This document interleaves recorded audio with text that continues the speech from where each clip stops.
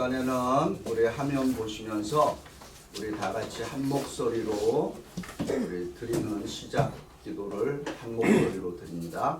성령 하나님, 우리는 하나님의 말씀이라는 귀한 선물에 감사하는 마음으로 하나님 앞에 나옵니다. 오 하나님, 성경에 게시된 진리는 단순히 인간의 말이 아니라 우리의 교훈과 바르게 함과 의로 교육하고 훈련하기 위해 영감을 받아 우리에게 주신 하나님의 순결임에 감사드립니다.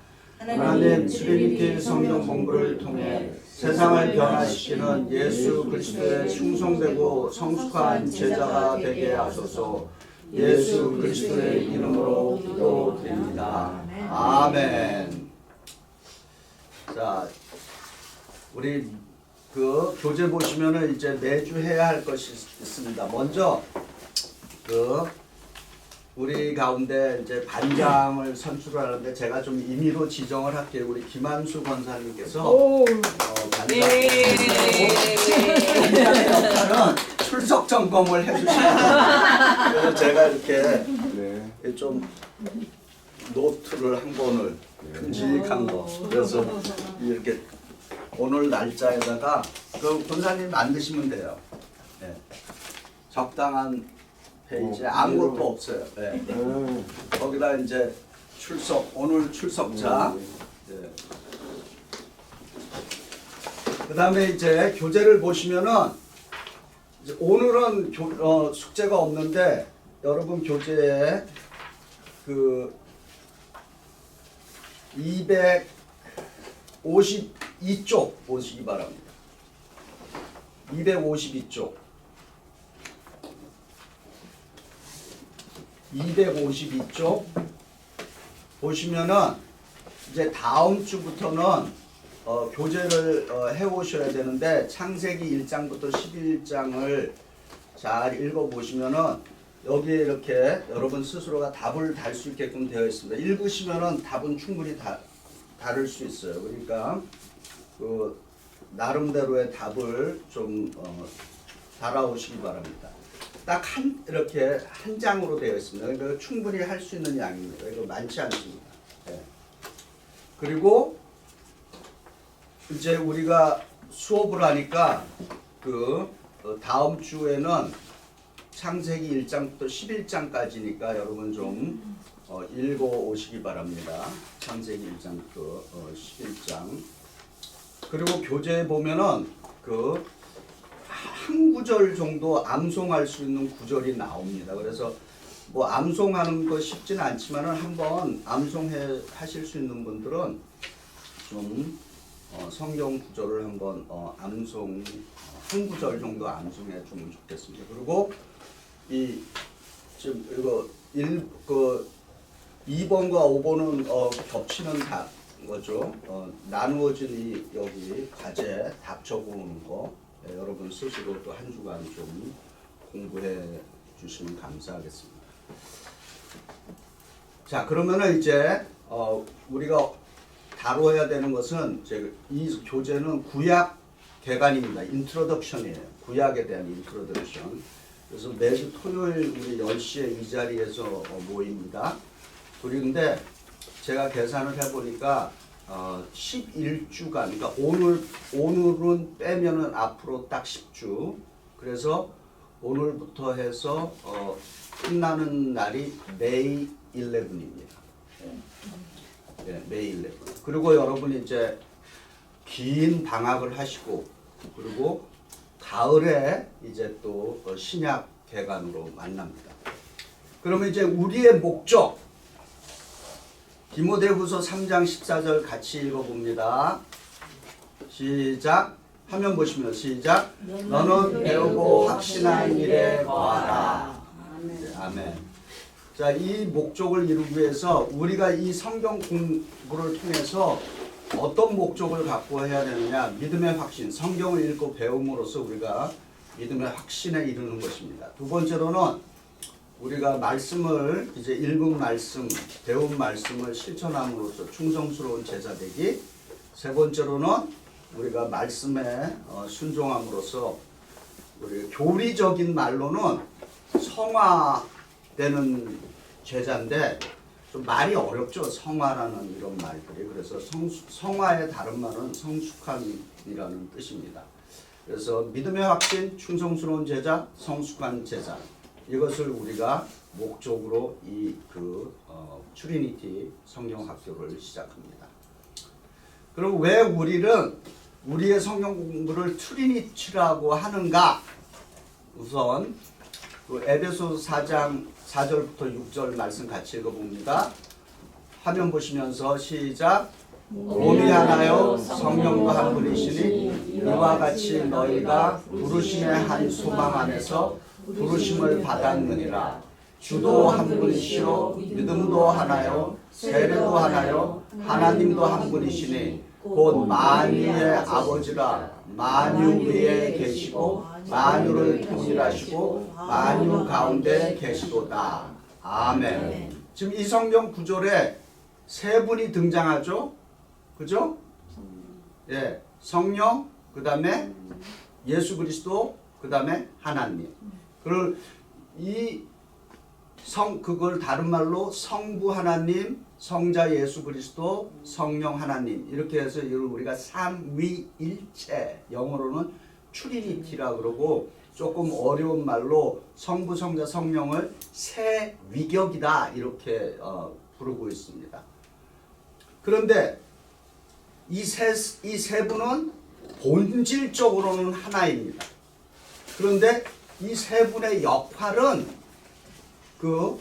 펑션 하시는 역할은 각각 다른 역할을 하고 있다. 그거는 우리가 이제 앞으로 공부하면서 그러면 하나님은 뭐를 하시고 성자 예수님은 뭐를 하시고 성령 하나님은 무엇을 하시는가 이런 것들을 이제 우리가 이제 배우게 되면서 우리가 그동안에 우리가 평신도 제가 신학교 가서 가장 평신도였다가 신학교 가서 가장 힘들었던 게 이게 구별이 안 가는 거예요. 교회 얘기해도 하나님 얘기하는 거. 하나님 얘기해도 전혀 이게 구별이 안 가갖고 공부하는데 무척 힘들었습니다. 왜냐하면 저는 또 공학도였으니까 이게 예수 얘기를 하는데 이게 예수 얘기인지 하나님 얘기인지 성령 얘기인지 전혀 구별이 안 돼갖고 그것 때문에 너무 애를 먹어갖고 나중에는 이게 신학이라는 게 이게 아무나 하는 게 아니구나 해갖고 거의 때려칠 지경까지 그만둘 지경까지 간 적이 있어요. 그래서 그러니까 지금 생각하면 이게 우리가 영적으로 머리가 이렇게 돌아가기까지는 시간이 걸립니다. 그래서 이건 제 경험이기 때문에 여러분들은 그렇지 않으리라고 믿고 있습니다. 그러나 혹시라도 이제 가끔 이제 그런 분들 만날 경우가 있거든요. 무슨 얘기하는지 도대체 알아들을 수가 없다는 거예요. 네. 그래서 여러분들도 혹시 그런 시간이 있더라도 꾸준히 가시다 보면 어느 날 성령께서 머리를 쫙 깨우쳐 주는 시간이 있습니다. 예, 그래서 그때부터는 지금 저분이 무슨 얘기하는구나. 그리고 그거를 넘어서 저분은 틀리게 얘기하는구나. 그래서 막 이제 머리가 이제 깨우쳐져 갖고 막 수업 시간에 너무 손들고 막 이제 교수님이랑 그거 하니까 혼났어요. 또 교수님이 이놈 그거 조금 아는 것 같고 그런다고. 그래서 또 그러니까 좀 막 아니까 막 신나갖고 이제 막 질문하고 막 그러다가 교수님한테 혼난 적도 있는데 괜찮습니다. 여기는 우리가 여러분이 그 질문과 토론의 시간이 이제 우리 거의 끝부분에 항상 있으니까요. 여러분 항상 생각하셨다가 어떤 질문을 같이 토론하면 좋은가 그런 것도 여러분이 생각해 보시기 바랍니다. 자. 그 밑에 우리가 트리니티 삼위일체 그거 보이시죠? 그 부분 보이세요? 우리가 트리니티 화면 보시면은 예. 같이 읽어봅니다. 시작. 우리가 트리니티 삼위일체 성경 공부라는 이름을 사용하는 이유는 성경이 우리에게 다양한 방식으로 우리에게 말씀하시기 때문입니다. 본질은 같으나 포장은 계속해서 변하고 있다. 무슨 얘기인지 아시죠? 본질은 같아요. 그러나 포장은 시대와 역사를 따라서 가장 쉬운 예가 이거예요. 지금 여기 좀 연세 드신 분들이니까 아니에요. 우리 20살이에요. 오케이. 우리 승은 정도 따라서 다 20살이에요. 자, 한번 보세요.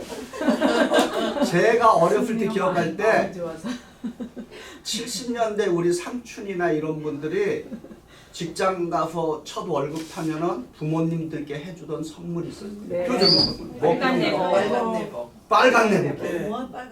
빨간 노란 이분은 또 너무 일찍 미국에 가본 분이에요. 하필 빨간색이네. 보세요. 네, 아무튼 대부분 많은 그 사람들이 첫 월급 타면은 부모님께 해드리는 첫 번째 선물이 빨간 내복이었어요. 왜 빨간색이 저는 이해가 안 돼요. 네, 어쨌든 이해는 안 가는데 어쨌든 빨간 내복을. 그게 중국에서 유래돼서. 그게 제가 알아요. 그 빨간색이 복이에요. 복.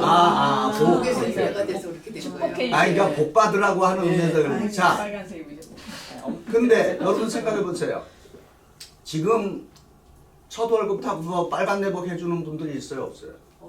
없다고 봐야지. 없죠. 다른 걸로 해요 이제는. 자, 보세요. 여기서 그 예를 통해서 본질이라는 게 뭐냐? 선물은 본질이에요. 그러나 선물의 내용물과 포장지는 계속해서 시대를 따라서 바뀌었다라고 하는 거예요. 그런 거를 우리가 본질과 비본질이라고 얘기하는 것입니다. 그래서 마찬가지로 말씀도 하나님의 말씀은 본질이에요. 본질은 바뀐다 안 바뀐다? 바뀌면 안 되는 거예요. 본질은 그대로 있습니다. 그러나 그 본질을 포장하는 것은 그 포장하는 내용물이나 기술은 계속해서 바뀌고 있다. 예. 그걸 이해를 잘 하셔야 됩니다. 그래서 우리가 예수 믿는 사람들은 뭐가 본질이고 뭐가 비본질인가를 잘 깨달아야 돼요. 근데 제가 해본 건데 교인들 간에 혹은 교회에서 분란이 날 때 본질 갖고 싸우는 경우는 거의 보지 못했습니다. 근데 사실이라면 우리가 신앙인이라면 우리는 뭐에 씨름해야 된다? 본질을 갖고 씨름을 해야 되는데 그 본질에서 파생되는 비본질. 쉬운 예로 그런 거 많이 있어요. 지금 제가 처음에 바이블 스터디 할 때 한번 말씀해 드렸는데 한국 교회는 비본질 갖고 피 터지게 싸운 경우가 많이 있습니다. 그 본당의 의자 처음에 의자가 아니었어요. 뭐예요? 방석도 아니었어요. 그냥 맨바닥에 앉아서 예배를 드렸어요. 그러니까 그거 얼마나 아파요. 그래갖고는 이제 나온 게 이제 방석이에요. 그래서 교회가 그것 때문에 교회 안에서 분란이 생겼습니다. 어디 하나님 말씀을 무릎 팍 꿇고 앉아서 들어야지 편안하게 방석에 앉아서 하느냐. 그래갖고 교회에서 안방석파랑 방석파랑 대판 싸웠습니다. 그리고 교회에다 방석 갖다 놓으면 막 방석 치우라고 막 집어던지고 실제로 그런 일이 있었습니다. 근데 누가 이겼어요? 방석파가 이겼어요. 그래서 이제 방석파가 지나간 다음에 무슨 일이 또 생긴 줄 아세요? 의자파. 그렇죠 이제. 의자파. 근데 그냥 의자가 아니라 장의자파랑 방석파가 이제 붙은 거예요. 접는 의자는 아니냐 지금. 그래서 그러니까 의자를 어떻게 하냐. 네. 장의자 긴 거 퓨. 방석도 지금 이렇게 쉽게 예배 드리는데 무슨 말 같지도 않은 교회에다가 장의자를 놓느냐. 그래갖고 대판사하고 방석파랑 장의자파 누가 이겼을까요? 장의자파. 장의자파가 이겼어요. 변화되는구나 계속. 계속해서 변화된 거예요. 그래 지금 오늘은 어떻게 됐어요? 오늘날은? 지금은 뭐 극장식 의자에 뭐 제가 교회 방문한 중에서 가장 의자를 편하게 맞는 데가 여기 순복음 프라미스 교회. 여기 머리까지 돼갖고 하면 잠자기가 너무 편해. 그래서 거기는 내가 볼 때는 한 요만큼만 잘라도 되는데 이게 머리까지 딱 타요. 그래서 실제로 거기서 집회할 때 이렇게 가서 있는데 머리 딱 대고 있으니까 졸리더라고. 네. 그러니까 지금은 뭐 다양하게 이제 다 놔둔 거죠. 근데 사실은 그런 게 다 뭐예요? 비본질인 거예요. 그러니까 어떻게 되느냐? 본질에는 일치를, 비본질에는 언더스탠딩을 해야 되는 거예요. 이해를 하는 거예요. 그럴 수도 있지 뭐. 당신과 나는 다. 미국 교회도 재밌는 일 많이 있습니다. 미국 사람들 가운데 시골에서 제가 목회를 보면은 이 털 뺀데 털 심는다는 뭐 그런 거 있잖아요. 그런 얘기 들어보셨어요? 털 뽑은 자리에 털 심는다. 그러니까 그런 거를 아주 그 플렉시빌리티가 전혀 없는 그런 분들이 있어요. 미국 사람들. 그래갖고 그런 재밌는 얘기도 있어요. 그 목사님이 교회 부임했더니 피아노가 여기 이제 예를 들면 있는 거예요. 근데 목사님이 보기에는 피아노가 여기 있으면 안 되는데 그래서 목사님이 토요일 날 피아노를 옮겼어요. 그 주일 날 아침에 가니까 피아노가 또 제자리에 가 있는 거예요. 그래서 이제 이상하다. 이제 그렇게 몇 번을 계속 한 거예요. 그래서 누가 그러나고 이제 지켜봤더니 자기네 오래된 교인이 목사님이 옮겨놓으면은 또 와서 이렇게 옮겨. 그래서 목사님 물어봤을 때요. 이게 성가대를 위해서도 그렇고 이렇게 여기다 옮겨놓는 게 좋지 않냐고 그렇게 물어봤더니 그 성도 하는 말씀이 뭐라면 이 피아노는 예전부터 여기 있었고 그러니까 앞으로도 계속 여기 있어야 돼. 그렇게 대답하더라는 거예요. 그래갖고 어떤 일이 생긴 줄 아세요? 뭐 추운지 뭐 농담인지 모르는데 어쨌든 이 목사님이 매주 1cm씩 옮겼다는 거예요. 그래갖고 언제 봤더니 다른 쪽에 와요. 그러니까 모르는 거예요. 1cm씩 조금씩 옮겨. 그만큼 비본질을 바꾸기가 쉽지 않다는 그런 이제 얘기를 하죠. 네. 그래서 여러분 교회에서는 비본질에 대해서는 서로의 이해가 필요한 거죠. 예배도 마찬가지예요. 우리가 모던 월십 모든 월십을 하는 이유가 우리가 드리는 지금 이 약간 지금 우리 한어부 예배나 영어부 예배 트래디셔널하게 드리는 예배가 우리 승훈 형제 같은 세대들은 전혀 많은 분들이 전혀 느낌이 없어요. 은혜가 안 돼, 그분들은. 그래서 우리가 생각할 때는 저게 무슨 예배 노래 부르다가 뭐 갑자기 이거 우리한테는 좀 정신이 없는 듯한 그 예배인데 그분들에게는 그게 은혜가 되는 거예요. 그러면 그런 거에 대해서 우리가 어떻게 해줘요? 그건 예배가 아니다 이렇게 얘기할 수는 없는 거죠. 네.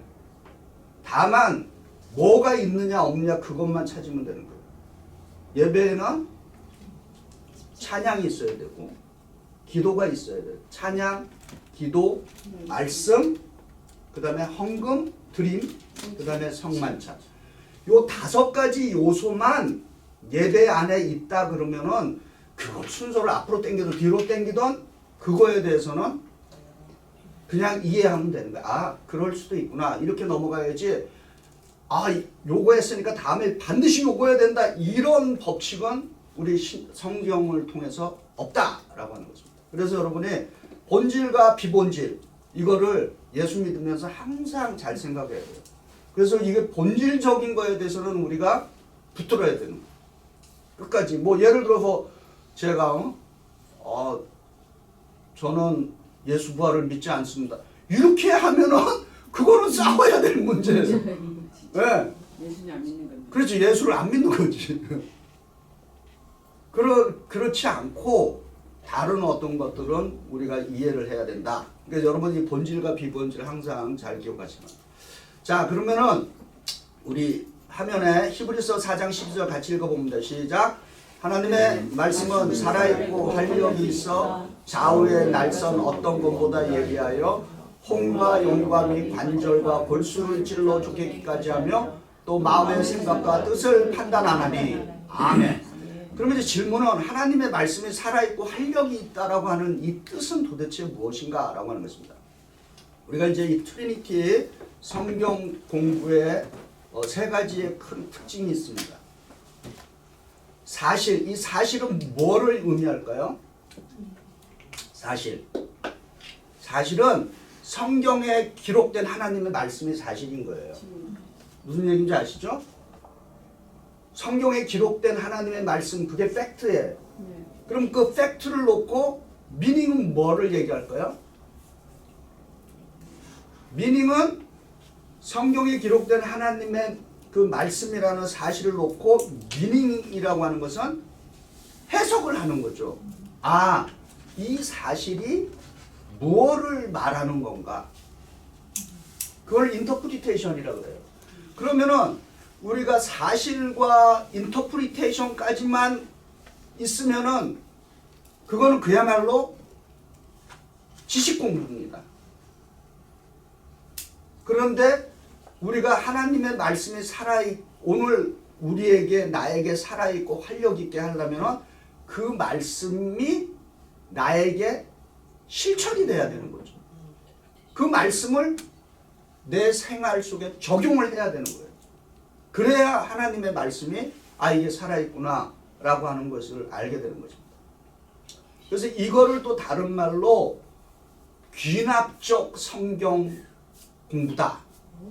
인덕티브 라는 영어로 씁니다. 근데 사실 제가 집중하는 그 설교 방법도 이겁니다. 하나님의 말씀을 근거로 해서 그 말씀을 해석하고 그리고 마지막에 이 말씀을 어떻게 우리에게 적용을 해야 되는가. 그게 오늘날 많이 활용되고 있는 성경 공부 방법입니다. 사실이 뭐예요? 무슨 팩트예요 이게? 성경에 기록된 하나님 말씀. 그게 사실이에요. 그 다음에 의미는 뭐예요? 해석. 그렇죠.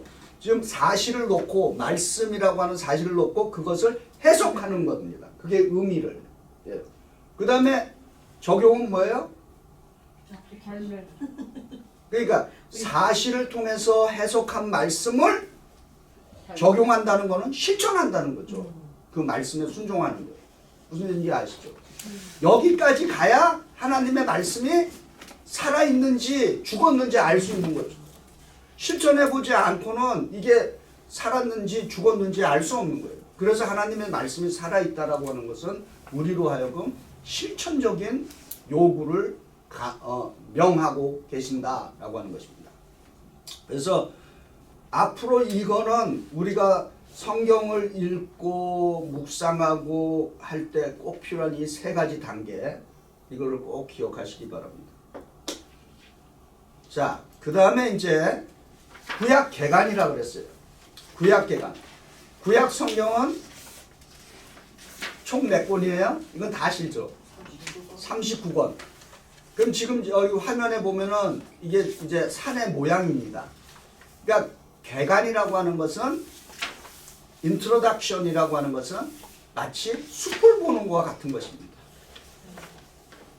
근데 그 숲, 그러니까 이 전체 숲을 알고서, 그렇잖아요. 지금 내가 어디 뭔가를 가는데 이게 어떤 그림이 이렇게 딱 들어와야지 되는데 그거 없이 가면 얼마나 답답합니까? 그런데 개론이라고 하는 것은 전체 숲을 보게 하는 것이고, 그리고 여기 지금 숲 안에 보니까 뭐가 보여요? 뭐 나무도 보이고 돌도 보이고 막 이런 거. 이런 게 바로 뭐에 해당한다? 성경 각 권들을 상징한다라고 보시면 돼요. 숲이라고 하는 것은 구약을 적용해 보면 구약 39권의 모양이 이렇게 생겼다. 그런데 그 39권의 모양 안으로 들어갔더니 여기 나무들이 무슨 각종 다른 나무들이 있잖아요. 그죠? 그 하나하나를 우리 성경으로 얘기하면은 창세기일 수가 있고 레위기일 수가 있고 이제 그런 거죠. 예. 그래서 그거는 이제 우리가 이 개간이 끝나면 이제 또 하나하나씩 이제 한 그루 한 그루씩 이제 가보는 것입니다. 그러면은 자, 구약 성경은 39권으로 되어 있다 그랬습니다. 그러면은 여러분, 유대인들은 자기네 성경을 히브리 바이블이라고 그래요. 히브리 성경이라고 불리는 걸 좋아하지 성경 그러는 거에 대해서 되게 모욕적으로 느낀답니다. 네.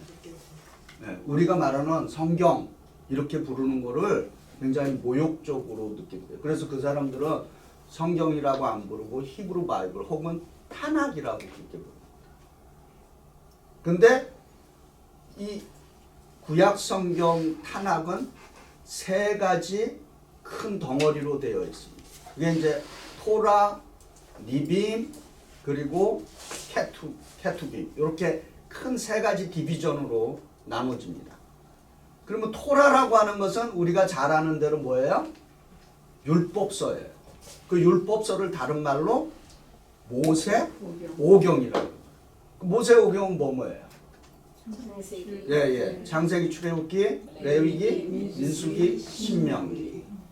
그 다음에 이제 그것만 있는 게 아니라 또 한 덩어리가 있는데 또 한 디비전은 니빔이라고 그래갖고 여기에는 역사서와 예언서가 포함되어 있습니다. 그러면 우리가 역사서라고 할 때는 구약의 역사서는 뭡니까? 한번 보세요. 구약의 역사서. 열왕기, 네, 여호수아, 사사기, 룻기, 사무엘상하, 열왕기상하, 역대기상하, 에스라, 느헤미야, 에스더. 그 다음에 예언서가 있어요. 이 니비임 안에는. 근데 예언서는 우리가 아는 대로 5대 대예언자, 그 다음에 소예언자, 12명의 소예언자. 그럼 5대 대예언자는 누구예요? 이사야, 예레미야, 예레미야가, 에스겔, 다니엘. 그 다음에 12 소예언자들이 있어요. 그걸 영어로 12 minor prophets라고. 한번 읽어보실까요? 호세야, 요엘, 아모스, 오바다, 요나, 미가, 나움, 하박국, 스바냐, 학개, 스가랴, 말라기.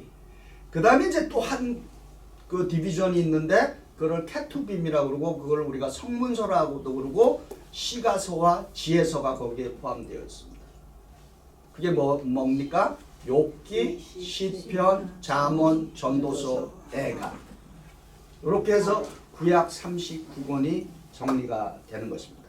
일단 이제 우리가 질문 가운데 그러면 왜 성경이 66권이냐 왜 39권만 되냐 그거는 일단 우리가 질문 가운데 함께 한번 나누어 보겠습니다. 그러면 우리는 다 잘 아니까 여러분 그 성경 목록과 받으셨어요? 네. 네. 우리 저기 노기 권사님 한 번 더 쳐주실래요? 네. 이거는 다 성경 목록과 네. 한번 불러보죠. 여기 원래 구약만 하려고 그랬는데 구약과 신약 다 같이 한번 동심으로 돌아가서 한번 불러보겠습니다.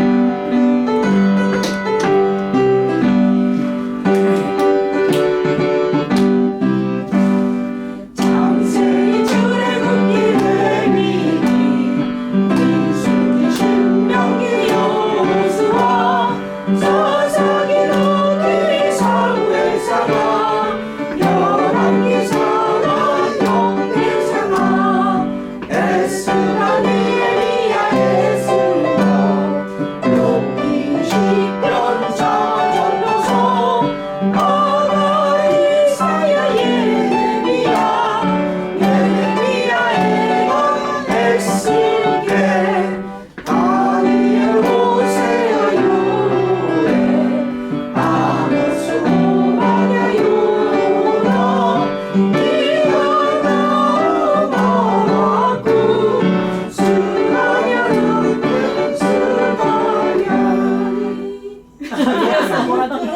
아니 됐어. 여기까지만 일단 구약까지만. 네. 그래갖고 여러분 신학교 처음 가면요 이거 먼저 시험 봐요. 창세기 출애굽기로 얘기해갖고 이걸 다 영어로 우리 이걸 쓰려 그러니까 알파벳 틀려갖고요. 여기 스펠링 틀린단 말이에요. 그리고 우리는 또 창세기 출애굽기를 또 영어로 제네시스, 엑소더스, 리비티 이렇게 하려니까 이게 또 스펠링 외우느냐고 우리 고생 많이 했습니다. 그거 패스해야 돼요. 이거 외우는 거 패스. 자, 그러면 성경은 어떤 종류의 책인가? 여러분 화면 보시기 바랍니다. 첫 번째가 뭐예요? 1번 같이 읽어보면 화면 보시면 읽어봅니다. 시작. 성경은 역사 이야기를 포함하지만 성경은 역사책이 아니다. 그죠? 성경은 분명히 역사 이야기했습니다. 그러나 역사책은 아니다. 두 번째 시작. 성경은 문학적인 요소를 포함하지만 문학책이 아니다. 문학적인 요소 있습니다. 그러나 문학책이 아닙니다. 세 번째 성경은 과학에 기록지만 과학이 아니다. 그렇죠. 예. 창조론이라든지 그 여호수아가 해를 멈추게 한다든지 이런 좀 과학과 연관되는 일들이 있습니다. 그러나 과학 얘기가 아니에요. 그럼 뭐냐? 네 번째 시작. 성경은 무엇인가? 성경감으로 기록된 책이다. 자, 그러면 디모데후서 3장 16절부터 17절 읽어봅니다. 시작. 모든 성경은 하나님의 감동으로 된 것으로 교훈과 책망과 바르게 함과 의로 교육하기에 유익하니 이는 하나님의 사람으로 온전하게 하며 모든 선한 일을 행할 능력을 갖추게 하려 함이라. 아멘. 그죠? 성경은 성령님의 영감, 하나님의 숨이. 자, 이제 여기서 여러분 교과서에도 이 타임라인이 나와 있어요. 그죠? 자, 여러분 교과서 22쪽 보시기 바랍니다. 여러분 교과서 22쪽. 근데 제가 이제 또 일일이 다 여기다 번호를 붙였어요. 번호 보이시죠? 네. 네. 저희도 붙여요. 뭐 붙여도 돼요. 네. 그럼 이제 하나씩 한번 우리가 보죠. 1번은 뭐 같아요? 그러니까 선악과는 맞는데 에덴 동산을 이야기해요. 그다음에 이 에덴 동산에 거기 뭐가 보여요? 아니 그 에덴 동산에 지금 나무에 선악과가 뱀. 뱀도 아, 보이고 뱀. 선악과도 보이죠. 예. 그 뱀은 왜 거기 계실까요? 글쎄요. 꼬시려고 하면. 네, 유혹하려고 이제 그렇게 돼 있어요. 자, 그게 이제 일본 에덴 동산. 이게 지금 이 타임라인은 1번서부터 17번은 성경 전체의 타임라인입니다. 그래서 여러분이 요 그림은 이제 이렇게 머릿속에 착 넣어놓으시면은 성경 창세기부터 요한계시록까지의 하나의 그림으로 딱 이렇게 집약될 수 있게끔. 예. 그러면 1번은 에덴 동산이에요. 그러면 2번은 뭔가요? 아담. 아바나가 하와가 있는데 지금 어떤 모습이에요? 옷을 쫓겨나는 입었어요. 그렇죠, 예. 지금 옷을 입고 예, 쫓겨났어요. 지금 옷을 가지고 입고 보니까. 예, 원래는 두 사람 벗고 있었잖아요. 네. 예. 근데 이제 선악과를 먹고 이제 그 쫓겨나는 에덴으로부터 쫓겨나는데 이분들은 처음에 뭐를 만들었어요? 가지고 있기 전에 나뭇잎으로 나뭇잎. 예. 제가 섬유공학과 출신이에요.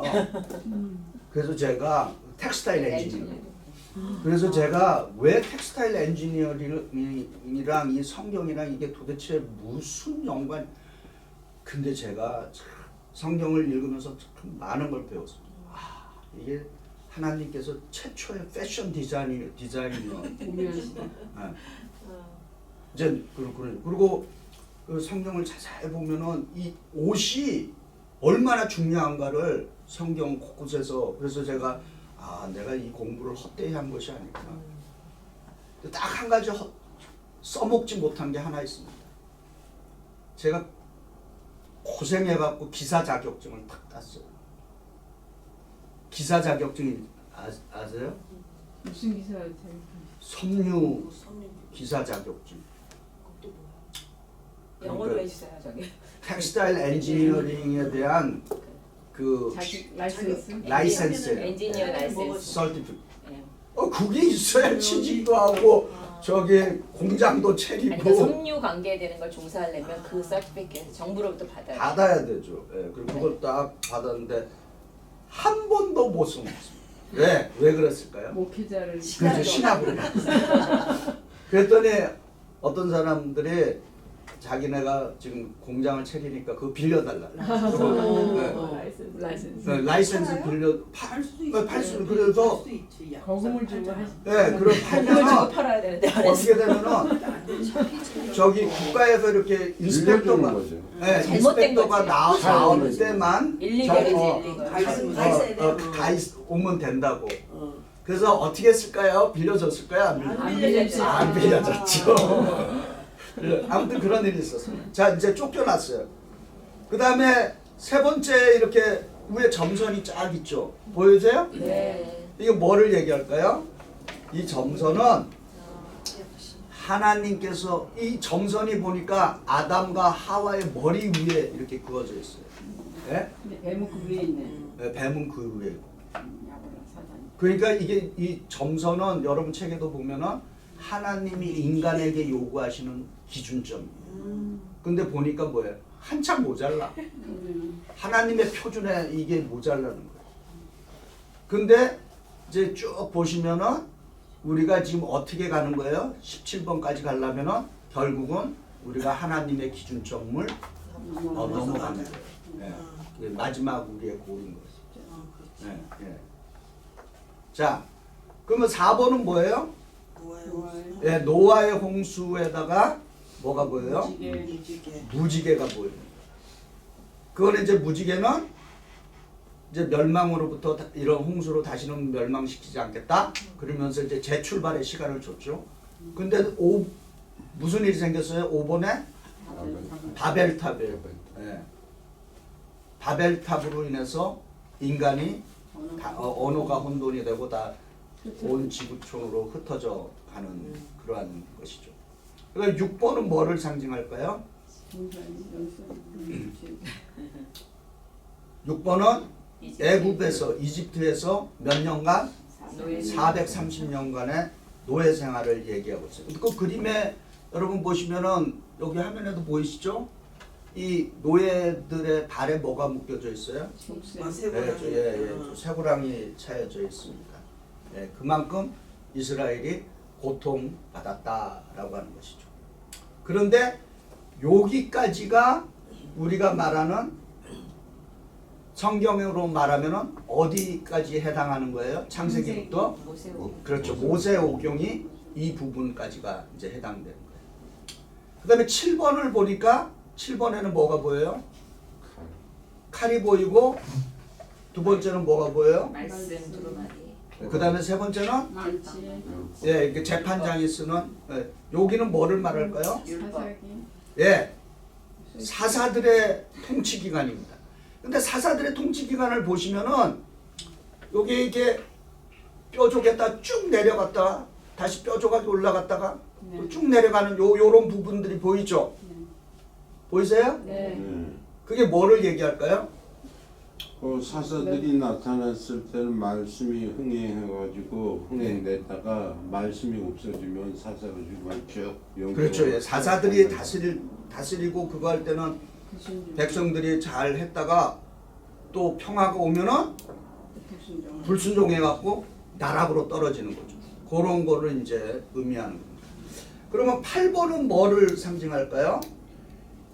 8번은 8번에는 보니까 저 사울 다윗 뭐 솔로몬 네, 맞아요. 시대 이제 왕권 이제 왕국 시대가 이제 도달하는 거죠. 사울, 다윗, 솔로몬. 그런데 거기에 또 삼각형으로 돼 있죠. 네. 그 삼각형은 뭐를 의미할까요?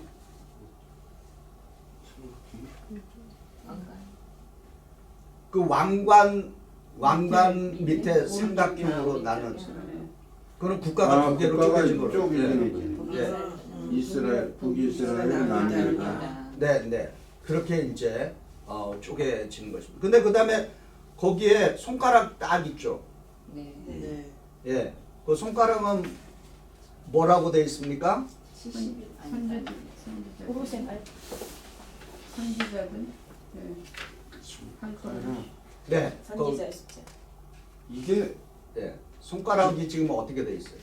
위쪽을 뭘 가리키는 그렇죠. 예. 건데. 위로 가리키고 있죠. 그거는 바로 뭐예요? 오실 이제 메시아 쪽을 이제 향해서 가리키고 있어요. 그 다음에 9번에 70은 뭐예요? 70년에 포로생. 그렇죠. 포로생활 70년. 네. 그 다음에 400이 나와 있어요. 그 400이 뭐예요? 그러면 이제 여기서 암흑시대. 그렇죠. 암흑 시대예요. 말씀이 없는 네, 말씀이 없던 400년간의 암흑 시대를 이야기합니다.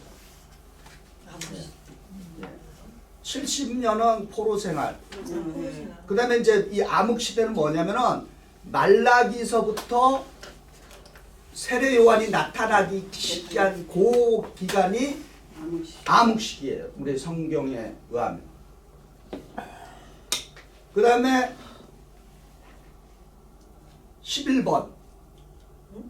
11번. 예수님 예수님의 십자가. 십자가. 예, 예수님의 이제 탄생과 함께 예수님의 십자가로 이제 요약이 되죠. 그리고 보니까 옆에는 위에 보니까 12번에 뭐예요? 비둘기가 있고 불꽃이 있어요. 뭐를 상징해요? 성령. 성령의 임재로 교회가 탄생하게 된 것입니다. 교회의 탄생. 그 다음에 그 13번에 그것도 이렇게 쭉 내려갔잖아요. 그죠? 골짜기. 예. 보이세요? 13번? 예. 거긴 뭐를 상징할까요? 교대기. 13번은 박해. 바로 박해예요. 기독교의 박해. 예. 기독교의 박해. 쫑녀랑 그렇게. 예. 기독교의 박해예요. 근데 14번에 그 깃발에다가 이렇게 X자에다가 이렇게 돼 있는 거 그게 뭐를 상징해야 합니까? 이게 우리 이제 컨스탄틴 황제에 의해서 기독교가 이제 부활하는. 그 공인된 거예요. 로마의 이제 국교가 된 거예요. 근데 이 깃발의 상징 우리가 교회에서 이런 표시 가끔 보시죠. 이렇게 X자에다가 네. 이렇게 이게 히라보로 크리스토스의 약자입니다. 근데 이게 어떤 있냐면은 이게 조금 스토리가 있어요. 콘스탄틴 이전에 국가가 로마 제국이 4등분 됐습니다. 4등분. 그러면 이제 국가를 재통일해야 되잖아요. 그래서 일종의 이제 토너멘트 형식으로 이제 전쟁을 치러진 거예요. 그 마지막에 이제 콘스탄틴과 또 한 사람이 남았어요. 근데 군대의 숫자나 이 모든 것을 통해서는 콘스탄틴이 도저히 이길 수 없는 그러한 어마어마한 그 수적인 차이가 있었습니다. 여러분 이제 그 교과서에도 조금 이렇게 설명되어 있는데 제가 조금 디테일하게 말씀드립니다. 콘스탄틴이 이거 어떻게 해야 되나 이렇게 고민을 했을 거 아니에요. 그런데 어느 날 꿈에 어떤 사람이 나타나서 너 방패와 칼에 지금 이 X자랑 요 표시를 새겨넣어라. 이런 꿈을 꾼 거예요. 그리고 너는 전쟁에 승리하리라. 이런 꿈을 꾼 거예요. 그래서 이거를 이제 자기 그 모든 그 군대 사병들에게 다 이걸 해갖고 군대 깃발도 이렇게 바꾸고 그 칼 뭐 방패 이거에 다 새겨넣었어요. 그래갖고 그 밀란 그 다리라고 하는 곳에서 도저히 이길 수 없는 전투를 벌였는데 어떻게 됐어요? 이겼어요. 놀랍게. 그래서 콘스탄틴이 꿈에서 본 이 표시가 도대체 뭔가. 그래서 알아봤더니 이게 크리스토스라고 하는, 그러니까 예수 그리스도라고 하는 거의 히라버의 약자입니다. 이게 크리스토스. 그래서 콘스탄틴이 예수 그리스도를 통해서 내가 승리를 했구나. 그게 이제 하나의 큰 그 역사적인 하나의 이 사건이고, 그래서 드디어 우리 기독교가 로마의 공식 국가 종교가 된 거죠. 그때 이후로 이제 막 이제 기독교가 전 세계로 이제 확 이제 퍼져가는 이제 그런 놀라운 일이 생긴 거죠. 그게 14번이고, 그 다음에 이제 역사를 훌쩍 뛰어넘어 15번은 뭐를 얘기할까요? 예, 15번은 중세 종교개혁을 얘기합니다. 근데 요 사람이 이렇게 성경책을 딱 이렇게 들고 있잖아요. 종교개혁의 슬로건이 몇 개 있는데 그 중에 가장 큰 슬로건이 뭔지 아세요? 오직 말씀. Only. 네, 솔라피드. 네. 오직 하나님의 말씀. 그리고 뭐 오직 믿음. 그런 게 이제 몇 가지가 있는데 중요한 거는 오직 말씀. 세 가지, 큰 게 세 가지. 예. 말씀. 오직 믿음, 오직 말씀, 오직 믿음, 오직 그리스도. 예. Only Jesus. 그래서 성경 공부니까 제가 조금 제가 멀타이 예배 때는 조금 웃기기도 하는데요. 뭐예요? 여러분 그 팝송 중에 그거 아세요? Only you. 예수님. Only Jesus. 네. 그 오직 예수. 네. 그 이제 종교 개혁의 이제 시대가 이제 도달한 거죠. 그리고 이제 우리는 이제 구교라고 하는 캐톨릭에서 이제 프라데스트라고 하는 개신교가 이제 탄생을 했죠. 그다음에 16번은 뭐를 얘기할까요? 이제 두 사람이 이제 같이 두 사람이 성령님이 우리를 예. 천국으로 인도한다. 그렇죠. 두 사람이 협력하고 이제 성령님께서 우리를 인도해서 마지막 17번이 뭡니까? 천국. 예. 우리의 마지막 종착지죠. 이게 이제 1번부터 17번까지를 성경 창세기부터 요한계시록을 하나의 그림으로 딱 요약한 것입니다. 아주 잘한 것 같아요. 예. 이제 여러분이 이제 성경 여기에 보면은 이제 매 과마다 요약된 그림들이 나옵니다. 이제 여러분이 한번 교과서를 한번 보시면은 31쪽. 요것도 이제 다음 주에 이제 31쪽에 보면은 또 그림이 나오죠. 네, 요게 이제 여러분에게 이해를 쉽게 하기 위해서 일단 왜냐면은 말보다는 이 그림으로 이렇게 눈으로 딱 그림으로 들어오면은 일단 큰 숲을 이제 볼 수 있게끔 해주는 겁니다. 네. 자, 여기까지가 개간이고요. 오늘 개간이고 이제부터는 우리가 좀 질문과 토론을 하고 오늘 마치도록 하겠습니다. 그러면은 여러분 화면 봐주세요. 현재 성경 원본 오리지널 바이블은 존재하는가 안 하는가 한번 생각해 보셨어요? 존재한다. 존재 안 한다. 한다. 자, 한다는 분과 하지 않는다는 분 왜 그런가 한번 설명해 보세요. 카피로스 존재한다. 카피고 대답은 오리지널은 있었다. 그러나 그런가 존재하지 않는다. 오리지널은 존재하지 않는다. 왜 그런가? 이또 터라 그저 자, 한번 보세요. 잊어버렸잖아요. 이렇게 됐기 때문에 이렇게 해서 어떻게 됐겠어요? 다 헤어지고 이거 문제 생기기 전에 뭐를 합니까? 카피. 카피를 해야 되죠. 네. 그렇죠. 말씀을 다시 적어야 돼. 그래서 구약 우리가 갖고 있는 구약 39권이라고 하는 이 구약 성경만 하더라도 1000가지가 넘습니다. 카피본이. 근데 조금씩 달라요? 그래서 여러분 성경책을 보면은 뭐 어쩌고 저쩌고 나가고. 그 성경책을 보시면은 여기 뭐 이렇게 주석이 붙어 있잖아요. 네, 네. 어떤 사본에는 이렇게 돼 있다. 요런 말이 들어 있다. 그게 어쨌든 성경의 위대한 점은 뭐냐? 카피본이 그렇게 구약만 하더라도 1000가지가 되더라도 전체 윤곽 똑같다. 윤곽은 똑같다. 그게 위대한 것입니다. 비록 그 안에 단어 몇 가지는 이렇게 바뀌었는데 그거에는 여러분 그 성경책 실제로 보시면은 그걸 볼 거예요. 그죠? 어떤 사본에는 요 말이 들어있고 어떤 사본에는 빠져있다. 이제 이런 거예요. 그 왜 그런가? 성경을 필사하는 거죠, 이제.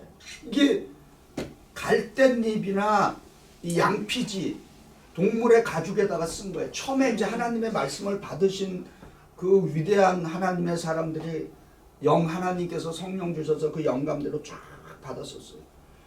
근데 뭐 오늘날 같으면 괜찮은데 이 시대에는 이게 인쇄술이 발달이 안 됐잖아요. 그러니까 그거를 양피지나 갈대잎에 쓴 거예요. 근데 거기에 문제는 뭐예요? 보관하는데 한계가 있는 거예요. 그러니까 이게 썩어 없어지기 전에 다시 그거를 또 이제 그런 걸 대표적으로 했던 분들이 누구냐? 쿰란이라고 하는 데 있죠. 쿰란. 이스라엘에 가면 쿰란 그 쿰란 사본, 쿰란 공동체 그분들의 메인 작 중에 하나가 성경을 다시 쓰는 거예요. 베껴 쓰는 거였어요. 예. 근데 그분들이 베껴 쓴 성경이랑 지금 우리가 갖고 있는 이런 성경이 차이가 없다라고 하는 게 성경의 위대한 점인 것입니다. 아무리 베껴도. 물론 단어들 몇 개는. 그럼 왜 단어 몇 개들 이랬던 거? 어떤 사본에는 요 단어가 들어있고 어떤 사본에는 빠졌는가? 한번 생각해 보셨어요? 그건 이제 우리의 이제 인간적인 생각인데요. 아무래도 사람이 이게 말씀을 이제 필사를 하다 보니까 실수가 있겠어요, 없겠어요? 있을 수밖에 없어요. 그리고 이 베끼시는 분이 딱 보니까 왜 이거 잘못됐는데? 그리고 자기가 의도적으로 바꿀 수 있어요. 네. 그래서 그러니까 제가 말씀드린 1000가지 종류의 카피본이 있다고 했어요. 그러면 이게 도대체 뭐가 진품이고 뭐가 좀 뭐가 진품에 더 가까운가, 어느 게 더 오래됐는가, 또 그것만 목숨 걸고 연구하시는 학자들이 있습니다. 그런 분들을 우리가 저기 보석도 이게 진짜인가 가짜인가 하는 그 감정사들이 있듯이 이 말씀이 얼마나 오래되고 얼마나 더 원본에 가까운가 그거를 연구하시는 분들이 그 성경학자들이 있는데 그런 분들을 우리가 문서 비평가라고 부르고 그걸 영어로 텍스트 크리티시즘이라고 그것만 한평생 연구하시는 분들이 있어요. 그러니까 어떤 면에서 근데 그게 가능해요. 왜냐 이 양피지는 이제 워낙 과학이 발달해서 이거 이제 탄소 동위원소인가 뭐 그거에다 집어넣으면은 이게 몇 년도 건지 대강 다 나옵니다. 요즘은. 예. 그 정도로 이제는 과학이 발전했어요. 예. 그리고 이게 두루마리잖아요. 그럼 이 두루마리 이게 막 뺏기다 보면 이거 열다 보면 이게 단어가 떨어져 나오고요. 그것까지도 현미경으로 해서 뭐 화학 처리하고 여기 무슨 단어가 떨어져 나간지 그것까지도 이제 찾아낼 수 있어요. 어마어마하게 발전했어요. 그래서 현재 원본은 있었는데 처음에 원본은 이제 더 이상 존재하지 않고 필사본만 남아있다. 구약은 좀 1000가지니까 좀 덜한데 신약은 5000가지가 넘습니다. 그래서 무슨 일이 생기는 거예요? 정경화 작업이 시작돼요. 정경, 캐노나이즈. 그러면 왜 우리는 구약 39권, 신약 27권? 근데 이거보다 더 많다 적다? 원래는 많다. 더 많다. 훨씬 많았어요. 근데 구약이 먼저 39권으로 정경화됐고 그리고 신약은 나중에 후대에 거의 300년대에 와서 정리가 됐습니다. 그러면 이게 성경이 여러 개 있는데 몇백 권이 있어요. 근데 그 중에서 구약 39권, 신약 27권으로 추려내려면은 어떤 기준이 있어야 될까요? 뭐를 기준으로 했을 것 같아요?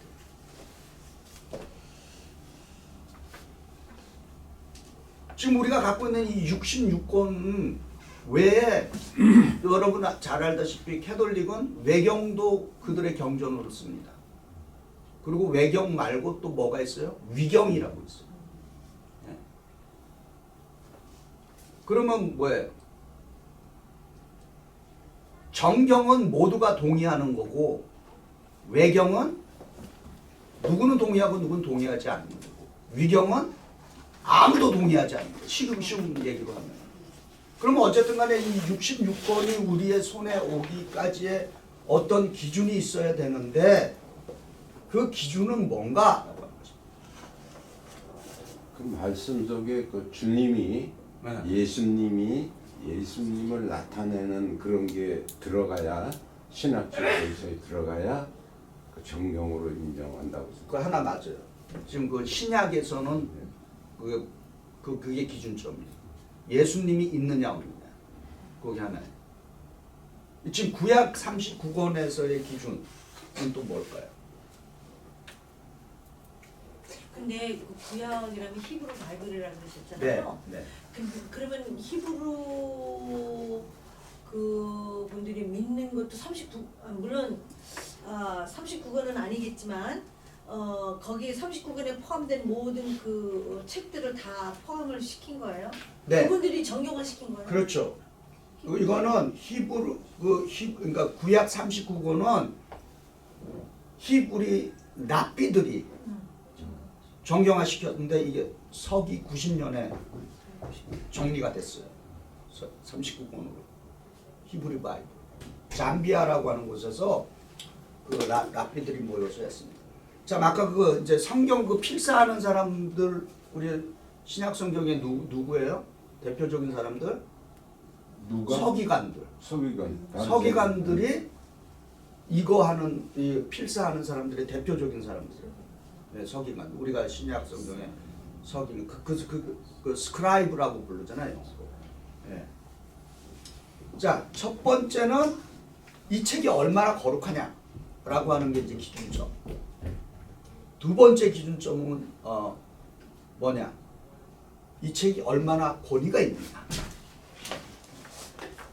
세 번째는 뭐냐? 이것이 과연 예언 시대에 쓰여졌는가 안 쓰여졌는가. 그리고 또 하나 있어요.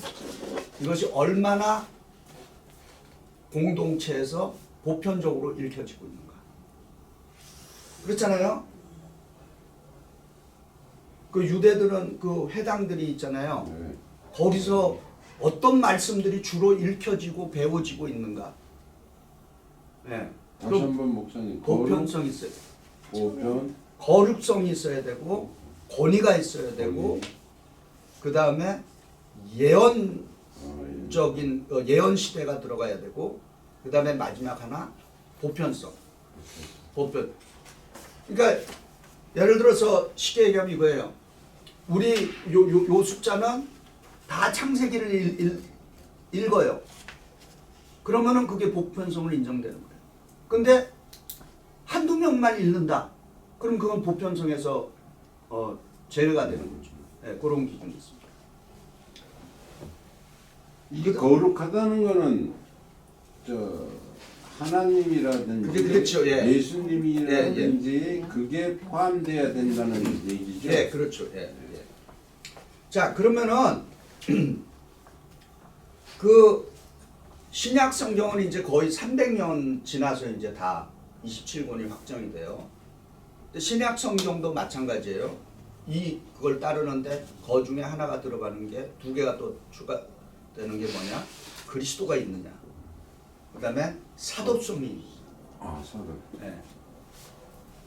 그리스도 사도성 그리고 보편성은 똑같이 이제 들어가고. 근데 우리가 가장 최후까지 논쟁을 하다가 정경에 들어간 성경책이 뭘까요? 그러니까는 신약에서 네, 말씀하시는 신약에서 거예요?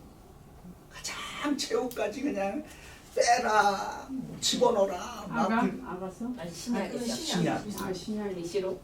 계시록, 요한계시록 아, 가장 논쟁을 많이 빚었어요. 그래서 실제로 종교개혁자 마틴 루터는 본인 스스로가 나는 계시록을 싫어한다고 했어요. 네. 왜 그랬을까요? 너무 그거는 우리가 해석하기. 해석하기가 코에 걸면 코걸이, 귀에 걸면 귀걸이로 막 그걸 뭐라 그래 영어로? 이 한국말로 이연령, 비연령. 앉으면 현자요, 쓰면 한자자. 두 가지. 그러니까 이연령, 비연령. 그러니까 앉으면 네 마음대로 해석한다는 거예요. 근데 지금도 오늘도 그런 일들이 요한계시록에서는 지금 벌어지는 거 아니에요? 그것 때문에 또 있죠. 그것 때문에 무슨 2단이니 3단이니 막 지금 아무튼 요한계시록은 최후의 그 경전에 들어갔어요. 그러면은 경전에 들어가지 않은 것 중에 재밌는 복음서들이 있습니다. 도마복음서 들어봤어요? 네, 그것만 보고. 어디에요? 도마복음서. 어디에다? 이제 신약 경전에 성경 안에는 없는 성경 안에는 지금 66권에는 없는데 도마복음서가 있었는데 그거는 우리 신약의 복음서로 못 들어왔어요. 그 이유가 뭘까요? 사도가 쓴 건데도 불구하고 도마 사도가 도마서는 이제 이제 지금 66권 읽기도 힘든데 저는 이제 읽어봤어요. 저희는 못 읽어봤으니까 모르죠. 네, 제가 이제 설명을 해드리는 캐톨릭의 외경책이 있어. 캐톨릭.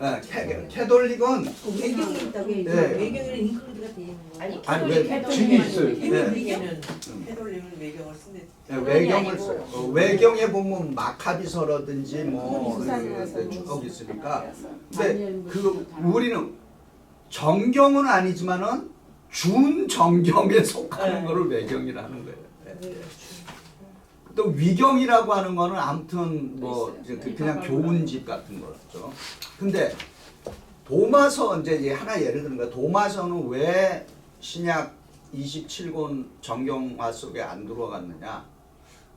도마서를 읽으면은요 재밌는 구절들이 많이 나옵니다. 한번 제 말을 들어보세요. 도마서 내가 몇 장 몇 절은 기억을 못 하는데 이런 내용이 있어요. 자, 네가 도끼를 들고 나무를 착 해봐라. 나무가 네가 도끼로 나무를 탁 자르는데 그 안에 예수가 있다. 이런 말이 있어. 말이 안 돼. 그럼 어떻게 생각해? 권위가 없어져. 거룩성. 그게 아니라 비겁소. 그게 아니라 비겁소. 매직. 매직이라고 얘기했는데 믿음 살아야 소리가 좀. 도마서는 거의 범신론에 가까운 책. 우리가 하나님은 무소부재하다라고 얘기하잖아요. 그런데 무소부재하다라고 하는 거와 범신론, 영어로 팬티즘이라고 그래요. 팬티즘, 무소부재와 비슷한 말인데 완전히 다른 거죠. 하나님께서 무소부재하시다, 언제 어디서나 다 존재한다라고 하는 그 말을 내가 나무를 쪼갰더니 나무 안에 계신다, 이거는 아니지. 네. 우리는 그렇게 이해하고 있지 않잖아요, 그죠? 근데 범신론은 힌두교가 범신론이에요. 모든 곳에 다 신이 존재하는 거야.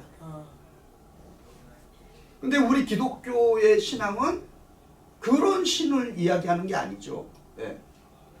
무소부재하시고 어디든지 언제 어디든지 다 존재하시는 하나님이라고 하지만은 그 하나님을 이런 식으로 이해하지는 않는다라고 합니다. 그러니까 도마서는 거의 그렇게 이제 정리가 됩니다. 그래서 안 됐어요. 그 다음에 유다서도 있어요. 유다의 복음, 가론 유다의 복음. 그 가론 유다의 복음은 왜 정경에 속할 수가 없느냐? 가론 유다서를 읽어보면, 가론 유다의 복음을 읽어보면은 우리 사복음서는 유다를 어떻게 얘기해요? 예수를 판 인물로 정죄하고 있어요. 근데 유다서는 어떻게 만들었냐면은 예수가 유다에게 네가 나를 팔아라. 그럼 지금 그러면 그게 말이 맞아요, 안 해요? 안 맞는 거죠. 그래서 그런 것들은 정경이 될 수 없는 거예요. 이제 그런 것들이 이제 하나의 이제 쉬운 예로 말씀드렸습니다. 자, 이게 이제 우리가 오늘 이제 괴간을 한 내용이고, 혹시 기타 질문 있습니까? 혹시 예. 그러니까는 구약의 39권은 이제 그 랍비들이 한 거고, 신약 27권들은 이제 크리스천들이 뭐 교부들이, 교부들이라는. 교부들은 누구냐? 예, 교부들. fathers라 그래요. 그분들을 church fathers. 구약은 랍비들, 신약은 church fathers라 그러는데 그분들은 누구냐? 예수님이 있죠? 예수님 밑에 누가 있어요? 12제자가 있죠? 12제자들 밑에서 배운 사람들을 우리가 church fathers라고 해요. 네. 그래서 그분들을 영어로 한국말로 교부라고 합니다. 교부들. 그 당시는 캐톨릭 교, 이제 우리가 이해하는 이제 그럼 저 캐톨릭 교회 안에서의 말씀. 예, 그거죠. 지금은 교회가 하나니까, 예. 예, 그거 유니버설 처치로 하나니까, 그거 이제 캐톨릭이라고 하는 말 자체가 보편적인 교회라고 하는 뜻이에요. 하나의 교회. 근데 이제 16세기의 종교개혁으로 이제 캐톨릭과 프라데스가 이제 갈라진 거예요. 네, 교부들이 결정을 했는데 이것도 사실 역사 안으로 들어가서 보면은 치열한 논쟁과 싸움이 있었습니다. 뭐 화형도 당하고 이단해서. 예. 그거는 이제 나중에 이제 종교개혁 전에 그 이게 원래 성경은 종교개혁 전에는 신부들만, 우리가 말하는 신부들만 해석할 수 있었어요. 그리고 무슨 미켈란젤로니 이런 조각품들, 그 사람들이 성경 읽고 한 게 아니라 뭐예요? 그렇죠. 말씀을 듣고 영감을 얻어서 그런 위대한 것들을 만들어요. 근데 그거를 종교계의 이제 큰 공로는 뭐예요?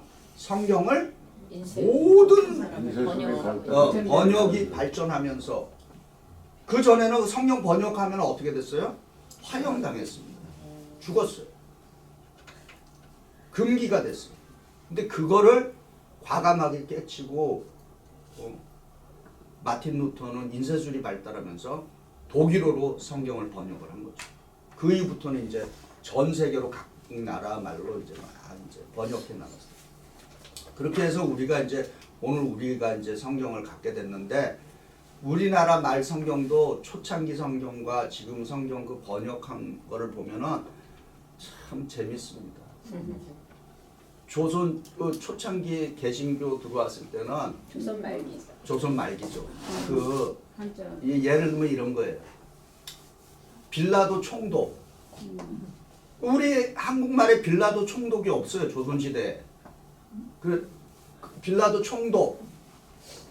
그러면 어떻게 해요? 빌라도 사또가 야소를 예수를 안 끌고 야소라 그랬어요. 야소를 끌고 강가로 이런 식으로 이제 번역을 하는 거죠.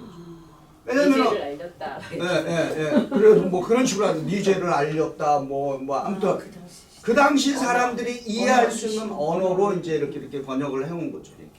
예. 신라 시대 때 언어를 우리가 지금 이해 못한대잖아요. 못하지. 그렇죠. 예. 그리고 뭐 지금도 그렇잖아요. 한자 우리 한글 초창기 한글 뭐 나란 말씀이 뭐 중국의 달아 뭐 그걸 어떻게 이해?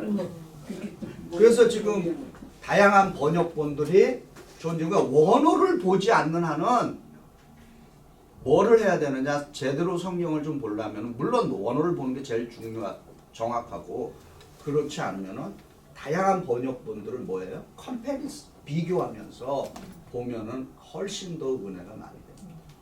그래서 어떤 거는 영어가 더 잘 번역돼 있고 어떤 것들은 한글이 좀 더 번역이 잘 돼 있고 뭐 그럼 목사님 그 70인역의 그 예, 한 사람들은 예.